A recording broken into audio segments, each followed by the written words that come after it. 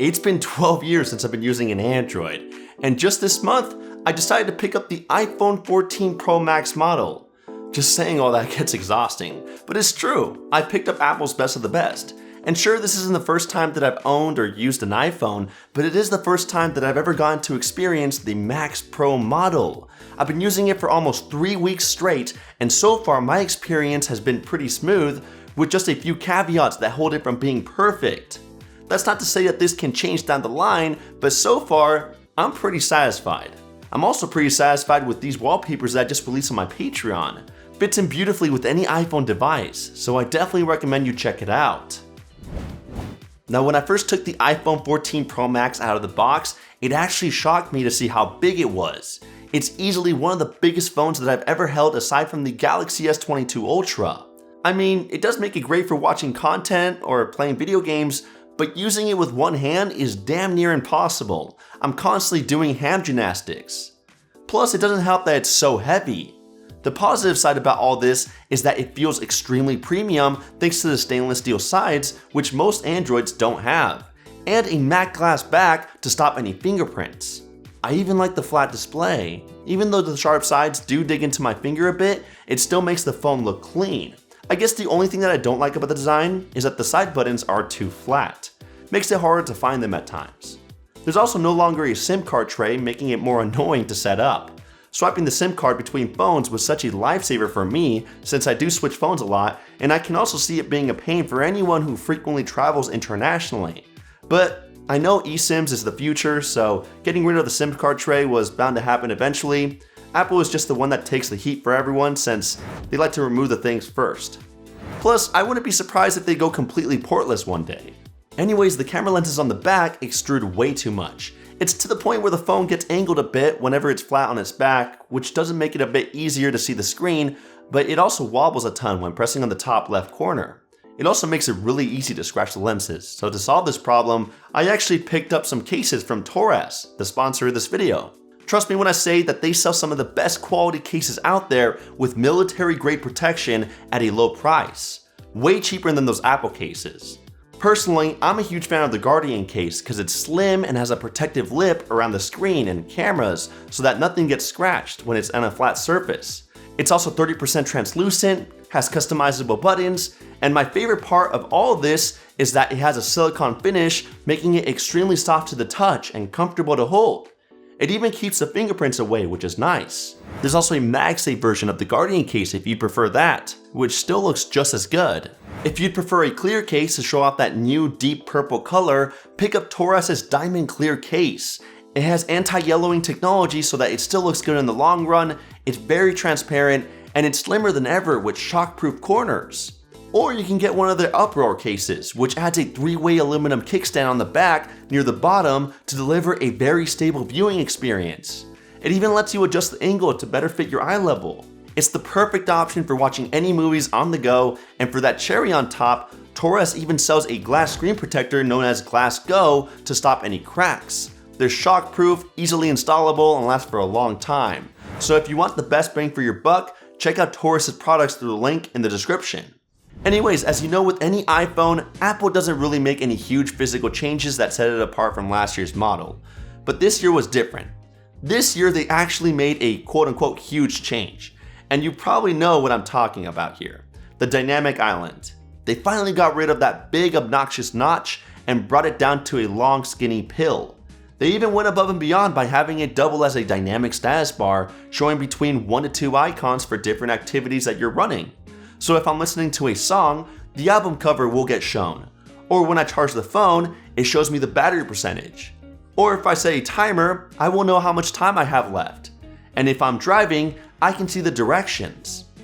It can even expand to a much larger portion of the screen to include media controls, display incoming calls, and even Face ID for biometric security. But what really seals the deal is that the animations are smooth as hell. The pill feels like it's part of the software, not just a way to hide the front camera and some sensors. I mean, I've seen hole punches on pretty much every Android, but none of them have thought of expanding them within the software. I'm sure Samsung or Google are sitting there saying, why didn't we think of that?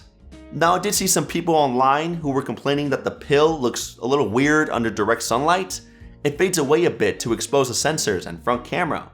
But it's gotta be a really hot day for this to happen, because under any type of shade or even some light, the pill isn't even going to really change. The real annoyance is that I can't see any notification icons within the status bar, even though there's clearly enough room now. Another huge change that I'm a bit iffy about is that they finally implemented an always-on display. And of course, being Apple, they spun it and made it their own. Instead of going completely black, like what we're used to on Android, they simply dimmed the screen, letting you see everything on the lock screen, including your wallpaper. The time, date, notifications, and lock screen widgets also get a slightly brighter hue to make them stand out. Now, I'm not sure how much battery life this is going to consume, but it's definitely not going to conserve as much as what we have on Android. Those pixels are still lit up, even though it's dimmed. It's equivalent to an LCD display using the always-on feature. Luckily, there is a hidden workaround to get the same dark always-on display. The first option is just to set a black lock screen wallpaper, and the entire thing will get darkened. Or the second option is to hop into the settings, select focus, choose a profile, select options, and hit dim lock screen. Now, anytime you enable this focus profile, the always-on display will go completely dark without showing you the background. It'll still be annoying though, because you won't be able to see your notifications, but it kind of works out. Now, when I started to go outside and use the phone in the hot Cali sun, it impressed me how bright the display could get. You know when you're using your phone inside the house and the screen looks bright and beautiful, but once you step outside it becomes very dim and dull? That's not the case here. No matter if you're outside or inside, the screen will stay bright. Even brighter than the Galaxy S22 Ultra, which is the brightest Android that I've ever used. For technicality, it has a peak brightness of 2000 nits. That's insane. And by the way, the automatic brightness on the iPhone is insanely good. So from a longtime Android user, I gotta hand it to Apple on the display. Another beautiful thing that I loved about the 14 Pro Max is just how smooth it is. I can't speak for the other models, but the Max Pro is definitely the most fluid and responsive phone that I've ever used. That new A16 Bionic chip combined with excellent touch latency, 120Hz refresh rate, and great power efficiency made this phone fly. I think I only experienced a few tiny hiccups, but they were mostly due to bugs in the software. The only Android that even comes close to being as fluid as the iPhone 14 Pro Max is the Google Pixel 6 Pro. But even then, the iPhone still felt way smoother. And for any of you gamers out there, this is a phenomenal choice. Believe it or not, I'm a hardcore Call of Duty mobile gamer, and this phone had no problem keeping up with any large maps, fighting scenes, and intense graphics. As for the software itself, I've come not to mind iOS. It is a huge learning curve when you first switch over to it. I mean, I had no idea where an app's settings were until I found out that Apple includes them within the system settings, not within the app itself. But there are still a lot of great iOS exclusive features that I wish native Android had. Things like letting you change the lock screen and home screen pages based on your location or what focus mode you enabled. When editing a photo, I can copy and paste those same edits onto others to maintain the same feel. Text extraction from videos by simply pausing it, long pressing the screen, and highlighting the text. Whenever I'm signing up for a sketchy newsletter or service, I can use Hide My Email to generate a fake email address so that I don't have to provide my real one. And even just the ability to drag and drop data across different apps. Of course, there are a ton of other exclusives that iOS has and Android doesn't, and vice versa. I've made multiple comparison videos already showing the differences between both softwares, so if you want to get into the nitty and gritty, I'll leave some of those videos in the cards.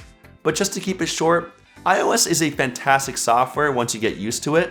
Even though it does take a ton of blows from the Android community for not being extremely customizable, I think there are a lot of things that its competitors can learn and pick up.